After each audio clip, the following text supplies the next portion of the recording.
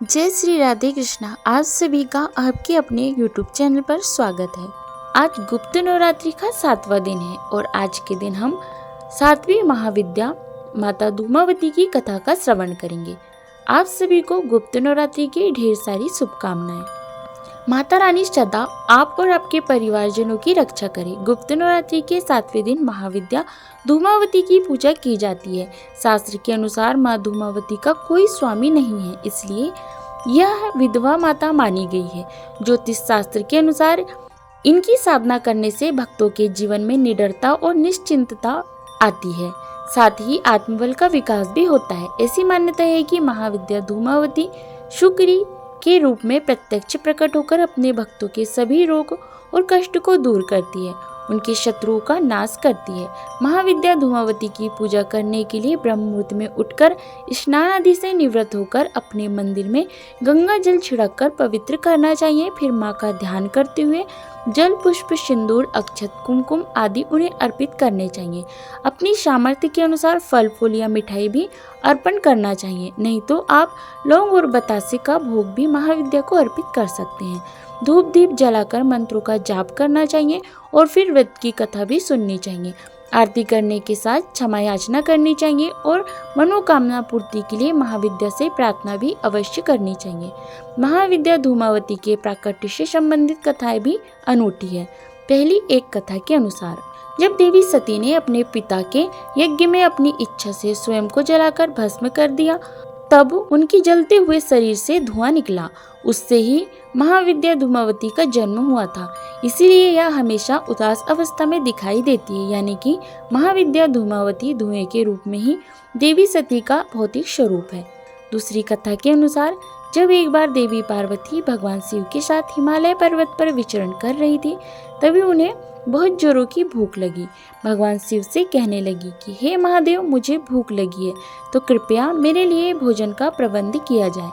किंतु देवी की बात सुनकर भगवान शिव कहने लगे कि देवी, अभी भोजन का कोई प्रबंध नहीं हो सकता। महादेव की यह बात सुनकर देवी क्रोधित हो गई और क्रोध के मारे कहने लगी, तब ठीक है, यदि आप मेरे लिए भोजन का प्रबंध नहीं कर सकते तो मैं तुम्हें ही खा जाती हूँ। और ऐसा कहते ही वे भगवान शिव को ही निगल गई। अब भगवान शिव तो स्वयं इस जग के सर्जक है, परिपालक है, तब वे भी देवी की इस लीला में सम्मिलित हो गए। तब भगवान शिव ने उनसे अनुरोध किया कि हे देवी, कृपया मुझे बाहर निकालो। भगवान शिव के बार बार अनुरोध करने पर देवी ने उन्हें उगलकर बाहर निकाल दिया। अब भगवान शिव देवी के मुख से बाहर तो निकल गए, लेकिन मारे क्रोध के भगवान शिव ने देवी को ही श्राप दे डाला और कहने लगे कि देवी, क्योंकि तुमने अपने ही पति को निगल लिया, इसलिए आज से और अभी से तुम एक विधवा के रूप में रहोगी। कहा जाता है कि बस तभी से महाविद्या धूमावती विधवा के रूप में रहती है और उन्हें इसी रूप में पूजा भी जाता है। महाविद्या धूमावती के अगर स्वरूप की बात करें तो यह श्वेत वस्त्र धारण करती है, इनके खुले केस है, हाथ में शूल धारण करती है और इनका वाहन कौवा है। ऐसा कहा जाता है कि महाविद्या धूमावती क्योंकि एक विधवा के रूप में होती है, इसलिए सुहागिन महिलाओं को प्रकट रूप में इनकी पूजा नहीं करना चाहिए और ना ही उन्हें भोग वगैरह अर्पित करना चाहिए। आज के दिन केवल मानसिक पूजा कर उनका ध्यान रखकर आप उनसे क्षमा याचना कर सकते हैं और अपने सुहाग की लंबी आयु के रूप में प्रार्थना भी कर सकते हैं। महाविद्या धूमावती दरिद्रता को दूर करती है, रोग कष्ट को मिटाती है और क्रोध भी शांत करती है। वह अकेली है क्योंकि उन्हें विधवा के रूप में भी पूजा जाता है। उनके समान कोई दूसरी शक्ति नहीं है और वह अजय है, अर्थात उनको कोई जीत नहीं सकता। चंड मुंड और शुंभ निशुंभ प्रसंग में देवी कहती है कि मैंने प्रण किया है कि जो मुझे युद्ध में जीतेगा मैं उसी का वरण कर सकूंगी, लेकिन कोई भी युद्ध में जीत नहीं पाया, इसीलिए वह अजय है। और महाविद्या धूमावती देवी लक्ष्मी की छोटी बहन भी मानी जाती है। लक्ष्मी जी जहाँ धन की देवी है, वहीं अलक्ष्मी के रूप में धूमावती उनकी बहन है। इसी कारण यह भी माना जाता है कि दिवाली के दिन महाविद्या धूमावती प्रस्थान करती है और उनकी जगह पर देवी लक्ष्मी का आगमन होता है।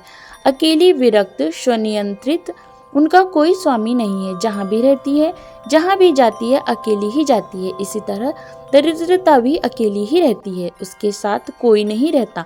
यहाँ तक कि दरिद्रता में कोई किसी का साथ नहीं देता। कोई आर्थिक तंगी का सामना कर रहा हो तो कहते हैं कि उस स्थिति में नाते, रिश्तेदार बंधु बांधव भी उन्हें छोड़ देते हैं। देवी के साथ भी यही है, अगर कोई सच्चे मन से उनका ध्यान करता है तो उनके घर से दरिद्रता का नाश करती है। श्री लक्ष्मी जी का आवाहन करके उन्हें बुला लेती है, जिसके फलस्वरूप भक्तों के घर में धन धान्य के भंडार भरे रहते हैं। उनके घर में आर्थिक तंगी नहीं रहती।